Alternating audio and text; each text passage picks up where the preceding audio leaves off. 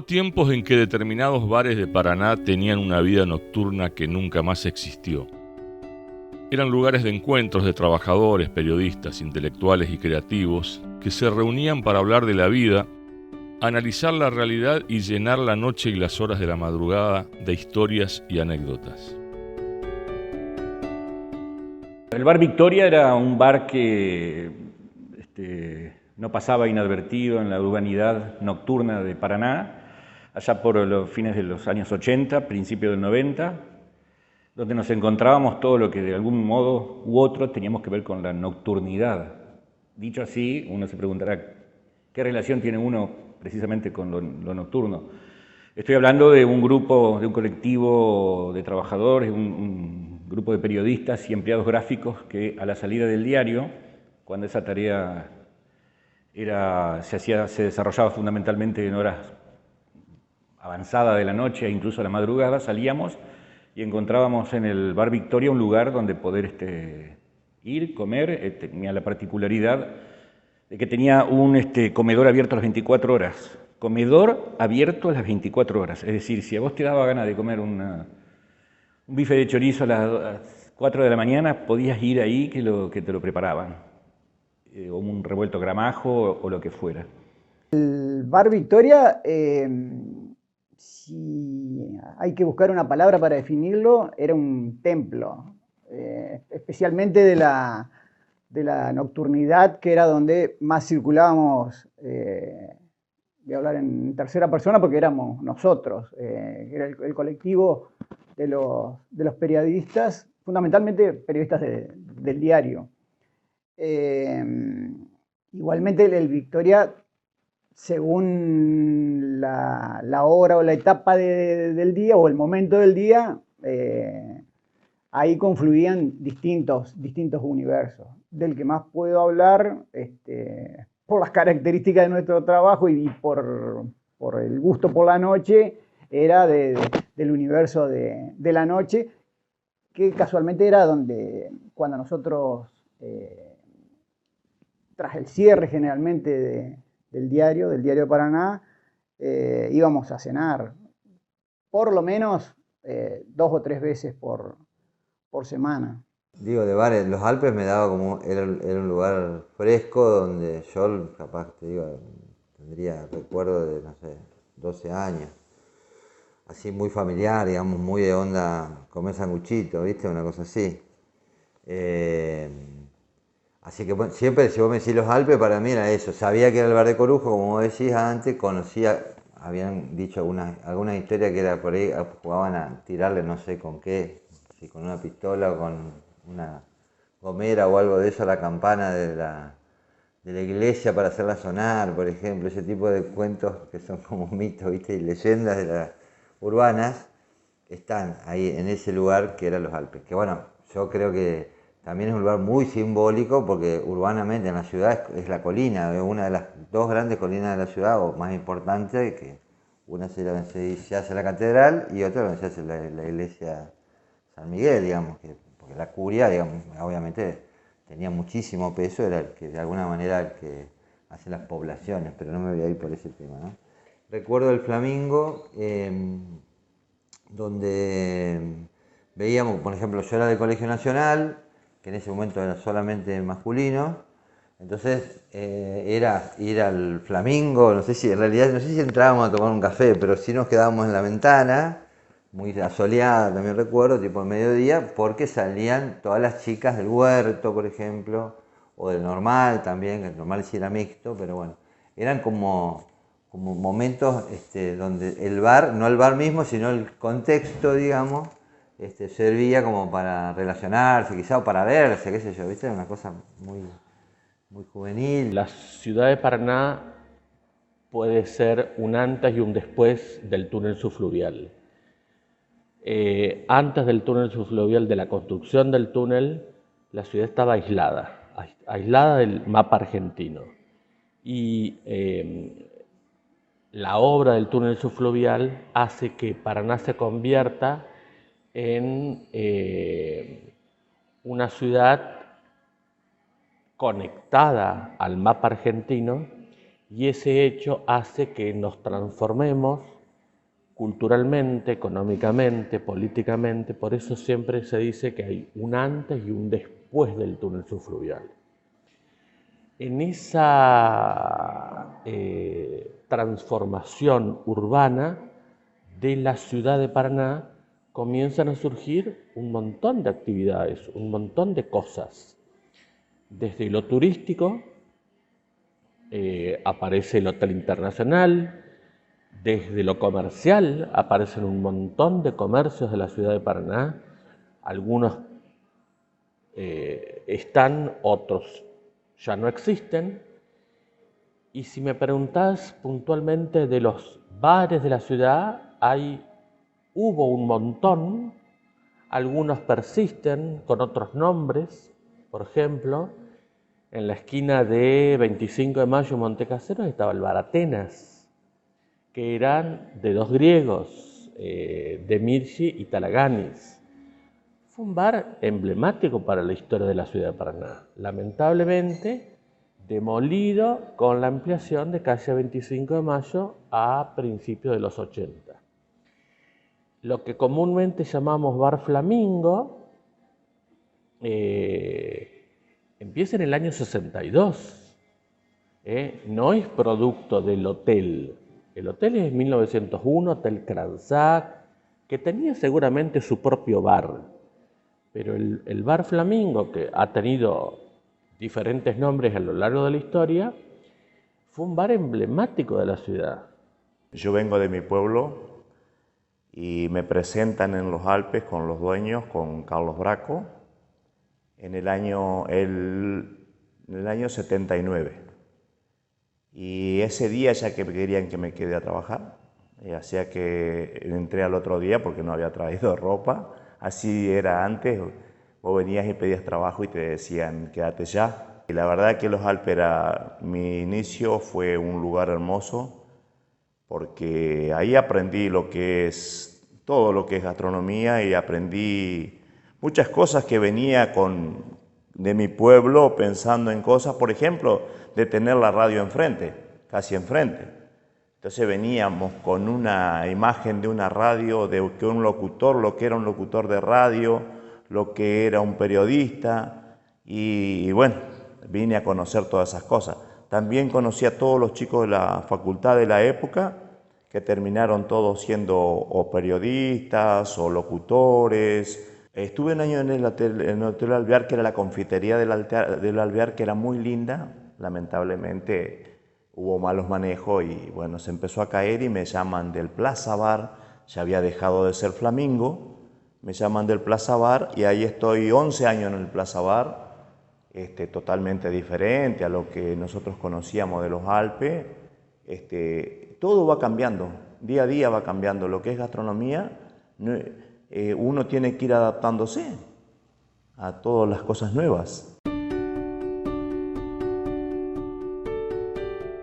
Uno de los más característicos era el Bar Victoria, ubicado frente a la Plaza de Mayo, donde actualmente funciona una inmensa sala de juegos. El Victoria tenía una particularidad: estaba abierto las 24 horas, nunca cerraba, ni siquiera en los días feriados. El Bar Victoria, para nosotros, cuando digo nosotros, digo los trabajadores del diario de aquellos años, segunda mitad de los 80, primeros años de los 90, era una suerte de refugio nocturno. En aquellos años el diario cerraba tarde, cerraba a 2 de la mañana, 2:30, y el Victoria era uno de los pocos bares, si no el único, que estaba abierto las 24 horas todos los días, era 24/7. Entonces era el refugio nuestro, que a la salida del diario, como cierre de la jornada laboral, había que ir a tomar una cerveza, a tomar un café, a cenar, y el Victoria era muy amable en acogernos a un grupo de gente, de trabajadores, generalmente los trabajadores que estábamos al cierre. O sea, los gráficos estaban al cierre, a los periodistas que nos quedábamos al cierre, y encontrábamos en el Victoria esa pausa casi diaria, porque íbamos casi todas las noches, casi todas las madrugadas, 2:30, 3 de la mañana, a la Victoria, a encontrarnos, a contarnos cosas, a hablar del laburo, a repasar la jornada laboral, a hablar de la vida. El bar Victoria para nosotros era obviamente el medio de vida, ¿no? Porque mi padre, digamos, era su vida el bar. O sea, anteriormente tenía otro bar que se llamaba Otto Shop. También teníamos una verdulería en calle Montecasero, verdulería Albertini, el bar Otto Shop que estuvo hasta el año 78, casi fin del 78, y después de ahí nos fuimos a Victoria, calle 25 de Mayo, y era, de toda la familia vivíamos en el bar. O sea, mi padre, mis hermanos, bueno, yo a partir de la adolescencia ya empecé a trabajar ahí, mis hermanos todos trabajaban en el bar. Era muy familiar y, bueno, y con el correr de los años fue creciendo muchísimo hasta transformarse en un bar tradicional de la ciudad de Paraná y aparte el único que estaba abierto a las 24 horas, o sea, el único bar donde alguien iba a las 3, 4 de la mañana a pedir comida y se lo atendía y se le hacía la comida, algo que en ese momento era el único, y después de esa época, después que cerró en el año del enero del 93, no hubo otro bar igual en la ciudad de Paraná. Hasta el día de hoy que recuerdo que, digamos, a la hora que vos vayas, te pueda encontrar con la comida que vos quieras comer. Era un bar que estaba abierto a todo el mundo, a todas las clases sociales. Iba el tipo que tenía plata, iba el laburante, iban las familias, iban las parejas. Y de noche se convertía en un bar nocturno que daba refugio a esa fauna que anda de noche.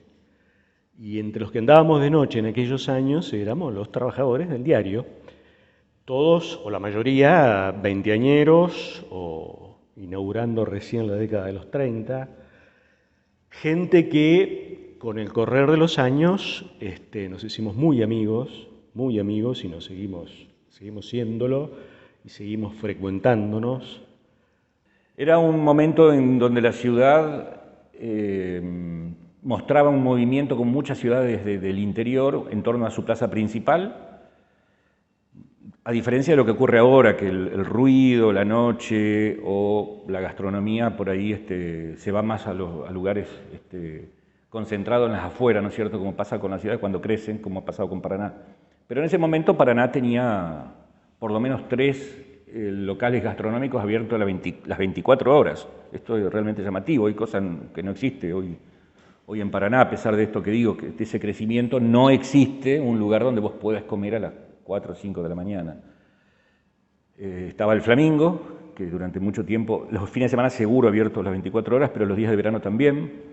Y estaba ya Floyd también, que es el que sale a competir con el Flamingo, y estaba este otro que era un lugar mucho más casero, si se quiere, con comida más casera, y tenía cierto aspecto más acogedor. Me parece que lo de la noche le daba ese aspecto. Tenía un televisor donde la gente se ponía a ver películas en video, películas de vaqueros.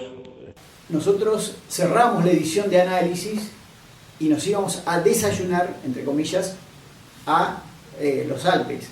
Desayunábamos con Fernet con coca. O sea, habíamos pasado toda la noche, cerramos la edición a las, no sé, 3:30 de la mañana, no sé qué, entre las 3:30 y las 6 de la mañana, no sé qué hacíamos, y nos íbamos a desayunar, pero el desayuno era Fernet con coca en los Alpes. A mí en lo personal me marcó mi adolescencia prácticamente porque trabajaba en el bar, aparte de estudiar, estaba encargado de noche, y era que ahí realmente conocí lo que es la noche. Mi padre siempre me inculcó el camino de andar siempre por derecha, pero él me hacía ver quién era cada persona, conocer la vida nocturna, saber diferenciar de las personas, en el buen sentido, ¿no? Y el trato que tenía hacia el prójimo, el respeto que él tenía hacia las personas y el respeto que las personas le tenían a mi viejo, algo que me quedó porque todo el mundo lo quería. En el barrio gente que trabajaba a la noche, gente durante el día, empleado del casino, gente que iba al casino, políticos, artistas, o sea, una diferencia de gente, de clase también social, y todo el mundo iba y siempre con mucho respeto. Entonces, eso fue lo que era Victoria, era como una familia, y siempre tenía un gran recuerdo del bar hasta muchos años después. Incluso cuando uno dice Albertini, mucha gente grande se acuerda del bar, y lo mejor es que se acuerdan todo con mucha alegría, con mucho respeto, y sobre todo el gran sentimiento hacia mi padre, que tenía muchísima gente, ¿no? El otro característico era el bar Los Alpes, pegado a la Facultad de Ciencias de la Educación.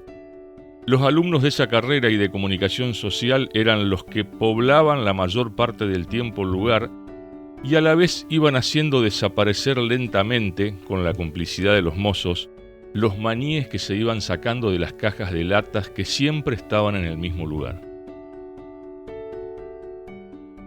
De los últimos años podría decirte que el concepto del bar-café fue mutando, seguramente por los gustos personales de los paranaenses. No era lo mismo un bar que esté sobre la peatonal que un bar que no esté sobre la peatonal. Se me viene a la cabeza en este momento Bar Los Alpes, histórico. Al principio fue Bar Corujo, en la misma esquina.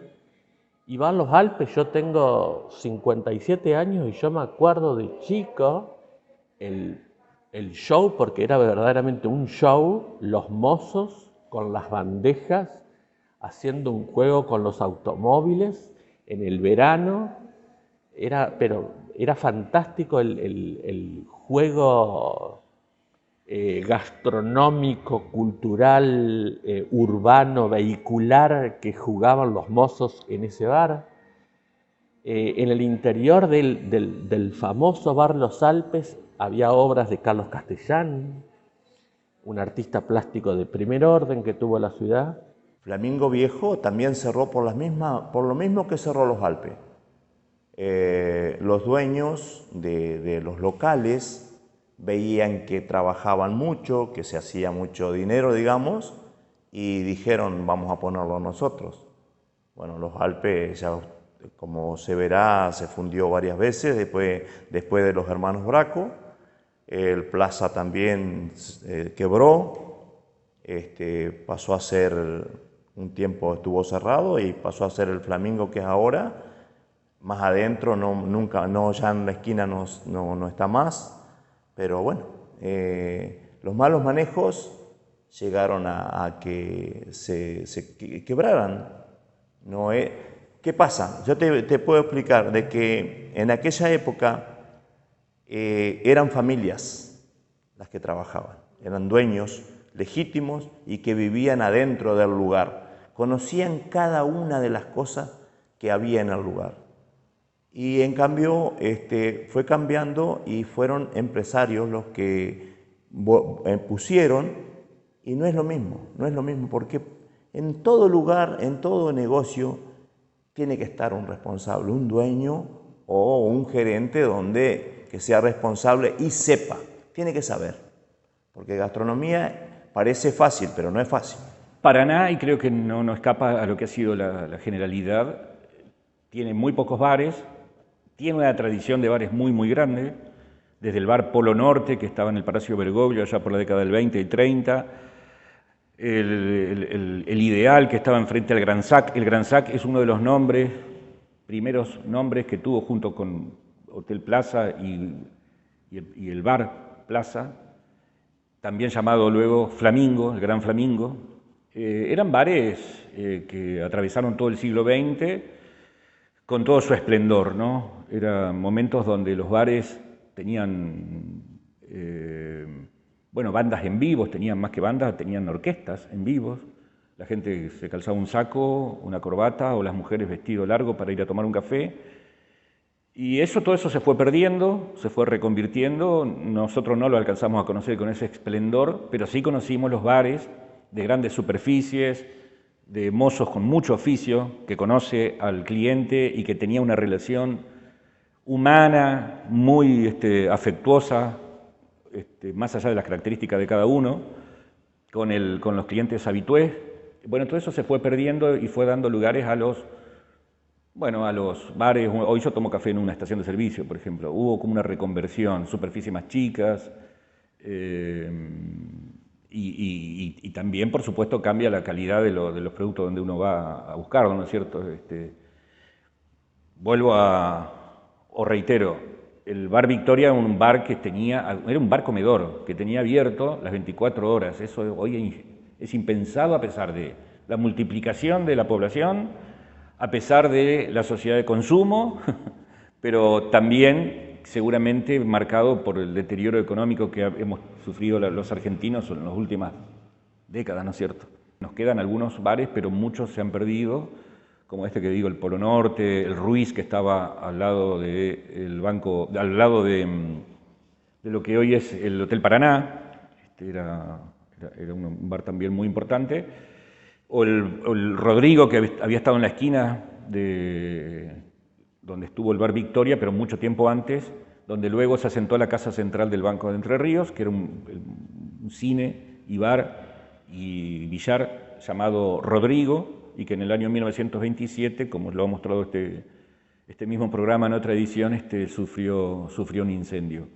No existen más esos bares, no existe más. Alguna vez quise homenajear y honrar a esos trabajadores maravillosos que son los y las mozas, y mencioné a muchos de los que más me acordaba, con sus características principales, desde Chiche Espinosa, que pasó por el Flamingo, luego también estuvo en Stone y en Live Rock, hasta, había realmente mucho. En el Bar Victoria de Paraná hubo un antes y un después de un hecho conmocionante. Fue cuando asesinaron a quemarropa a uno de los hermanos Albertini como consecuencia de un episodio accidental, inconcebible y trágico. De esa noche me acuerdo todo. Desde el primer momento que le tocó a mi hermano desde que llegó, o sea, muy triste, ¿no? Y por ahí, en lo personal, me costó muchos años asimilarlo, porque es como que sentí en mi conciencia un cargo de culpa, ¿no? Porque en esa madrugada de sábado a la noche que quedamos ya prácticamente a amanecer el domingo, él me había dicho que no se sentía bien y que no tenía mucha ganas de ir esa noche a trabajar. Era como que no tenía ganas de trabajar. En ese día no se sentía bien él. Bueno, estuvimos hablando, me explicó los motivos, una charla larga que tuvimos mientras tomábamos un café, porque con mi hermano éramos muy pegados, era muy confidente él conmigo de todo. Y entonces mi papá de salud en ese momento no se sentía bien, tenía muchos dolores de cabeza muy seguido, y a él no le gustaba que alguien faltase a trabajar.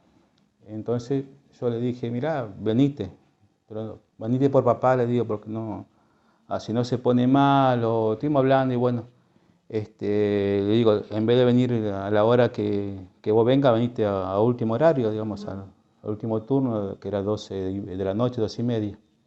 Y él me dice, vamos a ver. Y ese día fuimos a la cancha, porque en esa época mi papá era presidente del club deportivo, nosotros fanáticos deportivos, y Deportivo jugaba en su cancha con Unión de Crespo.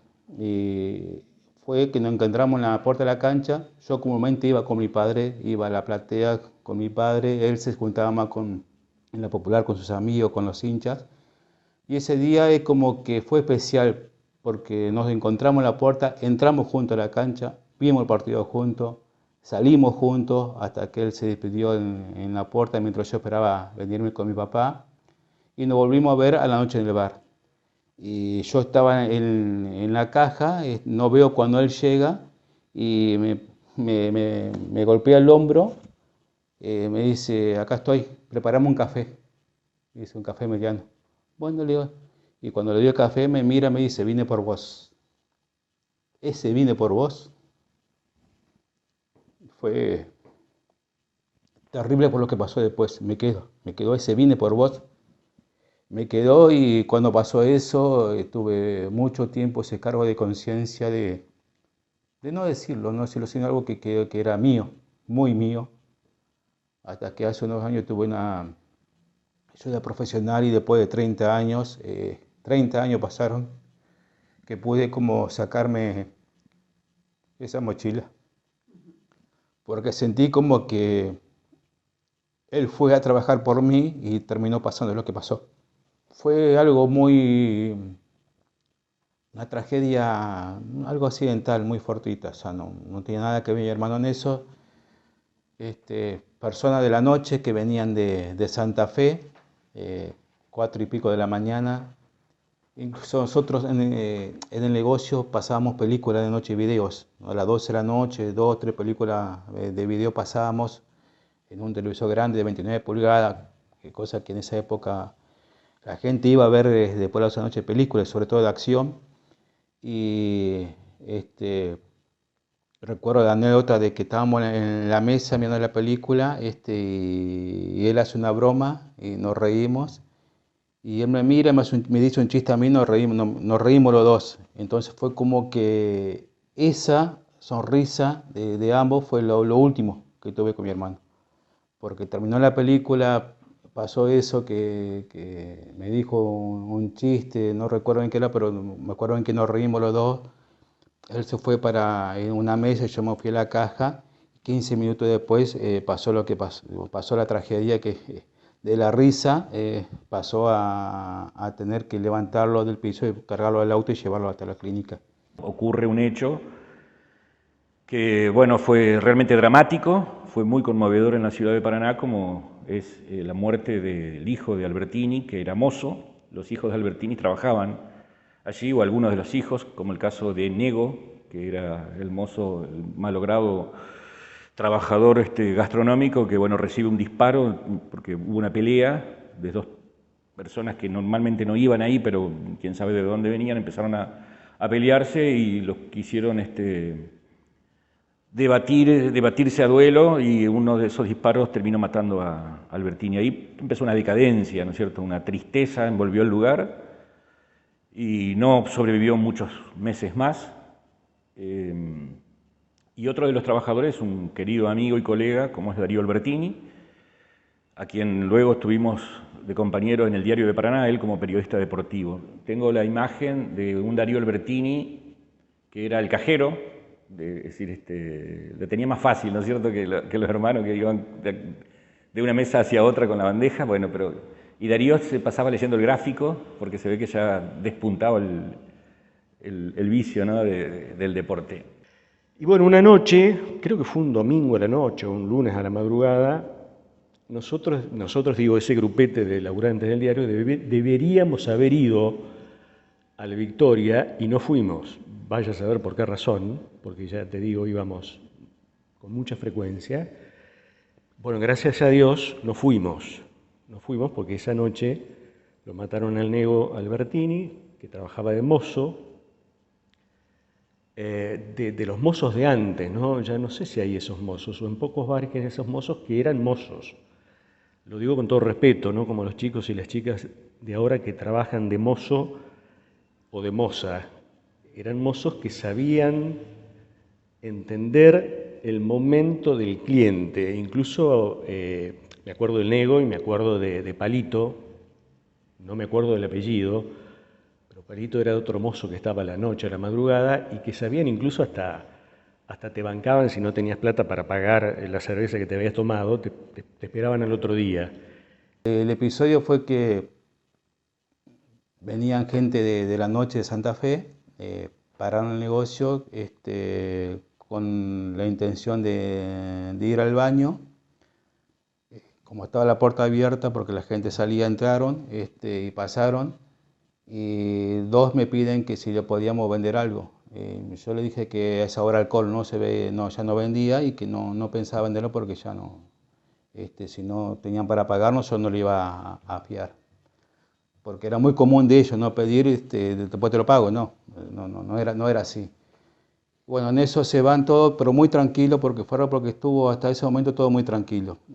Se van, se suben a un taxi, el taxi no solamente lleva a 4 de ellos, porque eran 6, llevó a 4, 2 quedaron, fueron al bar Floyd, que estaba en la esquina, el Floyd estaba cerrado, y en eso vuelven. Cuando vuelven, entra uno, también que con el pretexto de pasar al baño, y había un cliente que trabajaba de mozo en el bar Múnich, en calle Garay y Buenos Aires en esa época. Estaba leyendo el diario, digamos, a la noche, tranquilamente, tomando un café, o sea, no tiene nada que ver con ello, no es una cuestión que ni lo provocó ni nada. El que entra le choca el brazo, intencionalmente. Este muchacho lo mira porque no sabía qué pasaba, y lo vuelve a chocar ya con la intención de generar algo. Entonces este muchacho que se lo conocía con el apodo de Sapo, digamos, como trabajaba de mozo también en el bar Muy del Sapo, mira, no dice nada, y bueno, me mira a mí para ver si racionaba algo, y yo le dije, señor, como que lo dejara pasar, deja todo bien, y siguió sentado, cerró el diario y siguió ahí, volvió a provocarlo. En eso que lo vuelve a provocar, llega el otro muchacho, el otro hombre que sí era ese delincuente, el famoso Carlito Retamar, conocido de la pasarela. Se le pone detrás, tiene un arma dentro de la campera de jean. Saca el arma, se la da al muchacho que provoca, y entonces en eso él lo apunta al cliente que está sentado, y ahí empiezan a forcejear. En ese forcejeo salen 3 disparos. Uno pega en una columna, otro pega en la parte de abajo del mostrador, y el tercero le da a mi hermano, que venía, digamos, de levantarlo, digamos, nosotros le decíamos los muertos a los vasos, los platos, las botellas que dejaban los clientes, de levantar la cosa de la mesa, venía hacia el mostrador, le dio a él, o sea, digamos, no tiene nada que ver, no estaba ni cerca del lugar, no participó, simplemente estaba levantando las mesas, y le dio a él en 2 milímetros abajo de la costilla izquierda, bueno, un calibre 22 la bala, que vivoreó y bueno, le cortó la aorta. Así que esa fue la noche trágica. En eso fueron cosas de segundos. Más allá de la tragedia que fue la muerte de Albertini y lo que significó para su familia, para don Albertini y para los hermanos, y obviamente que era a quien nosotros conocíamos, fue el empezar a morir del Victoria, porque no sé cuánto habrá transcurrido a partir de la muerte, y después el Victoria ya pasó a ser otra cosa. Es más, hasta nosotros sentíamos eso, porque nos sentíamos parte de era como, no me atrevo a decir familia, pero era como muy entrañable. Yo le recuerdo esa noche, recuerdo haber llegado hasta la puerta del bar Victoria, como le decíamos, el bar Victoria, y ver que no estaban mis compañeros, ya se habían ido, seguramente yo venía de otro lugar, y entonces me volví a mi casa, vivía a 150 metros, yo en el pleno centro de Paraná. Entonces vi ese movimiento y estoy seguro que he visto a los protagonistas de esta tragedia. Pero no era habitual, no era un lugar marginal, para nada. Era un lugar céntrico, donde se reunían, bueno, todos estos sectores que yo te decía, pero por supuesto también estaba la nocturnidad, en una época donde la prostitución no estaba, digamos, estaba mucho más expuesta. Era común también por ahí ver prostitutas que seguramente no es que trabajaban ahí, pero en el marco de una jornada, más de una vez han terminado ahí, ¿no es cierto? Yo busco a mi hermano y me dice otro mozo que ya estaba, me dice, tu hermano te ha tirado allá, ¿qué le pasó? Fui a verlo, tenía eso, le digo a mi papá que mi hermano estaba con una herida de bala, Y bueno, ahí lo cargamos con el mozo en el auto de mi papá y lo llevé a la clínica. Y bueno, ahí en la clínica me informaron que tuvo prácticamente 3 paros, el tercero no salió. A partir de ese hecho sí, porque fue como que un golpe muy duro para todos, donde a mi padre prácticamente se le despierta el cáncer en los pulmones. Y bueno, sí, ahí fue como que de una tras otra, de un golpe duro a otro.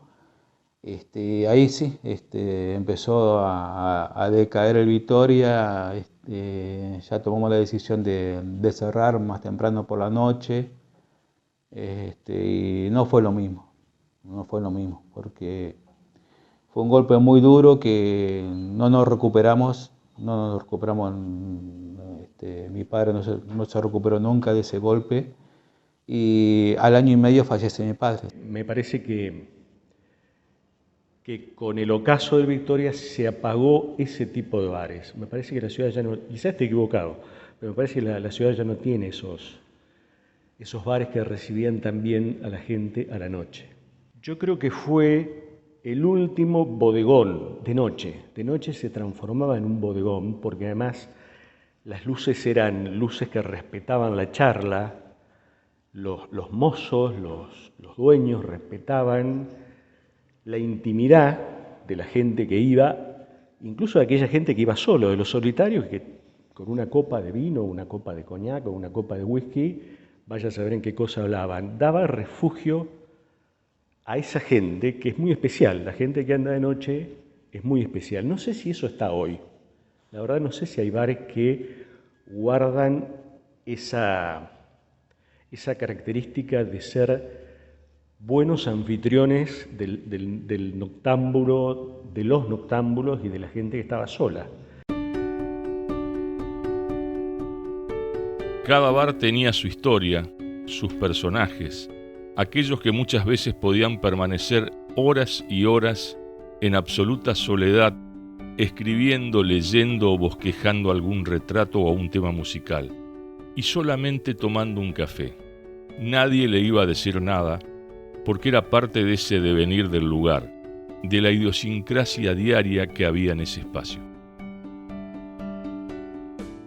Había muchos artistas, había muchos bohemios. Recuerdo haberlo visto a Carlos Haciaín dibujando, tomando un whisky. Era un lugar, era como un lugar de distensión, muy distendido, donde, como por ahí dice Marcos de Nevi, la nocturnidad iguala incluso las clases sociales. Acá también ocurría eso. Podías ver el rico de la ciudad comiendo algo porque a la noche quería comer, entonces terminaba en el bar Victoria y nos podía ver a nosotros, o muchas veces estaban los dueños del diario comiendo en unas mesas más allá de nosotros, que éramos los trabajadores del diario, ¿no es cierto? Y tengo muchos nombres en torno a esto. Celeste lo recuerda, yo recuerdo a Carlos Ramírez, trabajador gráfico, Marta Vidart, su esposa también trabajadora gráfica, Celeste Mendaro, querida amiga, escritora, periodista, Danilo Lima, éramos los que siempre, nunca faltábamos, Julio Bayana, pero había muchos, Alejandro Herrera, que es quien fue uno de los integrantes de la cofradía de la Flor Solar que dio a luz el rock argentino. Bueno, después de un periplo muy largo donde él había estado en La Plata, que es donde germina todo esto con muchos entrerrianos, como el mismo Alejandro o como Morsi Requena y otros más. Bueno, habían tenido ese pasaje en la historia del rock y fue un trabajador también del diario, iba con nosotros. Así que bueno, espero no estar olvidándome de ninguno, seguro que sí. Pancho Calderón en algún momento también iba, después de los partidos de Echagüe, de haber cubierto. Sí, seguramente los hermanos Justi, que eran trabajadores gráficos. Así que bueno, o Jorge Navarro, otro histórico trabajador gráfico y gremialista. Recuerdo que hubo un momento que había un bar que se llamaba Bagdad Café, que estaba en calle Catamarca y hoy Alameda de la Federación, Rivadavia en esa época. Bueno, y ese bar sí ya era más bar más para la noche, pero siempre me acuerdo que de que había grupos que tocaban. Ya era otro tipo de bar, siendo eso, no era un bar tipo Flamingo, tipo Los Alpes, sino que había ese tipo de cosas, ¿no? Más espectáculo y más nocturno, ¿no? Siempre destaqué eso del paranaense. Y en algunos momentos, ya esto capaz que más bar, boliche si querés, o este tipo de bares, me parece que sirve como contención de alguna manera de algunas cuestiones sociales que no se pueden realizar, ¿viste? O algunas cuestiones particulares. Yo me tocó en algún momento representar y estar a cargo adelante de algunos boliches, digamos, y terminaba siendo como un psicólogo casi, ¿no? De gente que te venía y te contaba su historia, bla, bla, bla. A mí me parece que los bares tienen un poco de eso. Hay mucha gente que va a contar que, no sé, que se separó o que le pasó tal cosa, ya, cosas buenas y malas, ¿no? Lo que le va pasando, pero es un lugar donde vos vas, y entonces yo siempre decía que eran como, en los momentos de que los clubes en esa época como que estaban desapareciendo, ¿te acordás que se vendían muchos clubes chiquitos, qué sé yo? Esos eran los lugares para mí, tuvieron esa importancia social, digamos, de encuentro, ¿viste? De acuerdo a los gobiernos que tenés, de alguna manera, o a los gobiernos, a las tendencias, lo que vaya pasando con algunas instituciones sociales que genera la ciudad, que por ahí empiezan a decaer, me parece que flotan estos lugares donde vos caes a un bar, no te preguntás cuál es tu estado civil, si sos, no sé, de tal partido o de tal otro, sino que vas a un bar. Lo que comúnmente nosotros llamamos café, es decir, el lugar típico para ir a tomarse un café, no estaba vedado a... Algunos eran familiares, otros no tanto, algunos eran solamente para hombres, por ejemplo, Bar Maipú, en la esquina de Maipú y Perón, era exclusivamente de hombres ese bar. Otros lugares se fueron transformando de típicos cafés, en donde la costumbre era ir a tomarse un café, un cafecito por la mañana, el típico grupo de amigos, a transformarse en bares. Y cuando aparece la palabra bar, y ya es lo gastronómico, ya aparece la comida. Si yo estoy hablando de hace, no sé, 30 años para atrás, era muy difícil ver una mujer sola sentada en un bar. Era un sinónimo de la sociedad, siempre digo, las sociedades van cambiando, se van transformando, van mutando. Hoy es normal ver una mujer sola tomándose un café, pero 30, 40 años atrás no lo era. La única tragedia que yo sé o que conozco es la del Flamingo. La que entró en los años principios del siglo XX, estaban gente tomándose un café, hombres eran todos, y entró uno a matar a uno porque era amante, se enteró que había sido amante de la mujer y lo mata. Eso pasó no era Bar Flamingo, era en el bar del Hotel Cransac. Viste que hay bares que quedan en la memoria de la gente, como que siempre estuvieron, qué sé yo, no quiero nombrar a ninguno, pero el bar Gambelín ahí en Alén y Presidente Ilia, el Japón, que ese sesentón, setentón y ochentón no se acuerda de la fugaceta del Japón, el Robigo que estaba cerquita, bueno, los Alpes. Yo no alcancé a conocer el bar Corujo, que fue el predecesor de los Alpes, ahí en Alameda y Buenos Aires, pero sí los Alpes, que también tenía cosas de bodegón, un bar también entrañable para mí, porque ahí estudié la mitad de las materias de la facultad, las estudié sentado a la mesa de un bar de los Alpes. No sé, me parece que quizá uno lo diga porque ya tiene sus años y entra a jugar la nostalgia y las morriñas de aquel tiempo, pero me parece que ese clima que había en esos bares, en el Victoria, me parece que no existe más. No olvidar lo que fue el Bar Corujo, que era el templo de la diversión, donde se montaban espectáculos para tomar de desprovisto a los clientes y se insinuaba y se teatralizaban situaciones de tensión, como por ejemplo una muerte. Y todo esto era una puesta en escena de los mozos para divertirse. Alguna vez dicen que fue el gobernador Lucio Uranga y ya sabía, estaba advertido, y empezó a ver toda esta puesta en escena dramática, un melodrama tremendo, y alguien quiso intervenir, el jefe de policía, y Uranga, que era gobernador, lo dice que se quede, le da la orden que no interrumpa la puesta en escena, que la verdad que muchos acudían a esa teatralización sin saber que era una teatralización y creían que estaba pasando algo dramático. Entonces, bueno, después se reían todos, se mataban de risas, porque hubo un tiempo donde los chistes y las bromas eran ciertamente siempre pesadas. Y bueno, ahí se vivían, pero siempre con un guiño hacia eso que es tan lindo y que uno encuentra en los bares, que es la vida. Lo que era Coyote, por ejemplo, empezó a ser un bar que era comedor, ¿sí? Vos llegabas al comedor, podías comer o no podés comer, podías tomar algo, digamos, ¿no? También. Y era como la previa esa, bueno, eso abríamos 10 de la mañana, 10 de la noche, digo. Era la previa, vos ibas a comer, sí, después tipo 12 se armaba al lado la parte bailable. Entonces, esa fórmula de comedor bailable en esa época resultó muy bien, digamos, ¿no? Un poco de eso después se repite en Bajo Güemes. Estaba toda la zona, lo que iba era que ese desplazamiento que nos hacen del centro, digamos, bueno, empezamos a trabajar en la zona. La mayoría de los bares de la ciudad, una impronta familiar, salvo excepciones. Por ejemplo, el bar Maipú, que lo nombré, era un bar de hombres. Era el típico bar para ir a tomarse un vermú a la tardecita. Era un bar exclusivamente de hombres. La mujer tenía prohibido el ejemplo. Y no solamente hay que ubicarse en el centro de la ciudad, sino, por ejemplo, el Bar Oriente, que también eran típicos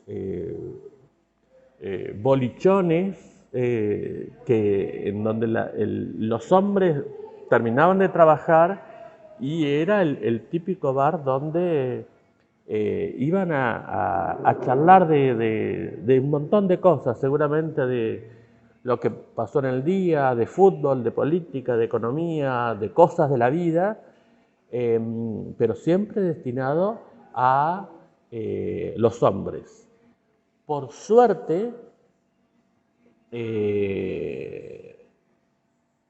la mecánica comercial, las costumbres, la idiosincrasia de la ciudad hizo que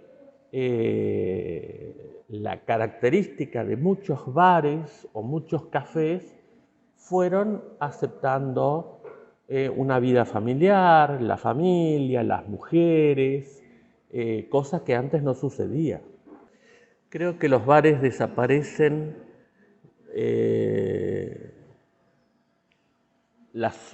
porque la sociedad cambia, las ciudades cambian, la gente cambia, los modos de apropiación de los lugares urbanos cambian.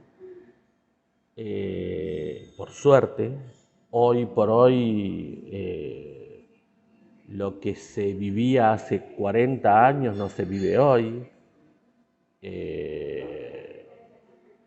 Por cuestiones económicas seguramente, eran negocios, a lo mejor le fue bien, a lo mejor le fue mal, formas en que esos dueños de bares se explotaban el negocio, a lo mejor no funcionó, no sirvieron para tener un bar, la competencia,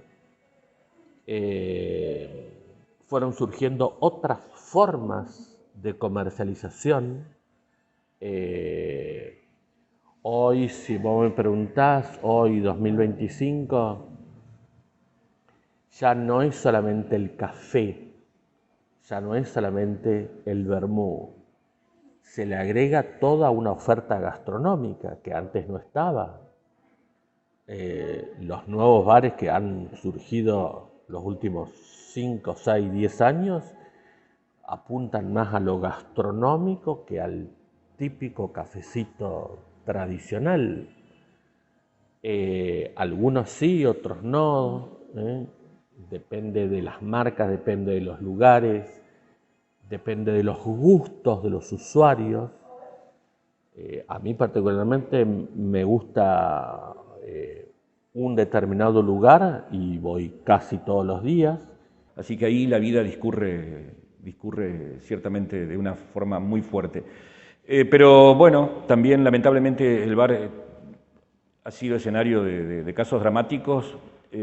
Alguna vez escribí un artículo que forma parte de mi libro relicario que se llama Morir en el bar y que cuento estos hechos. Hubo un canillita que, como se dice hoy, toma una autodeterminación, como se dice hoy,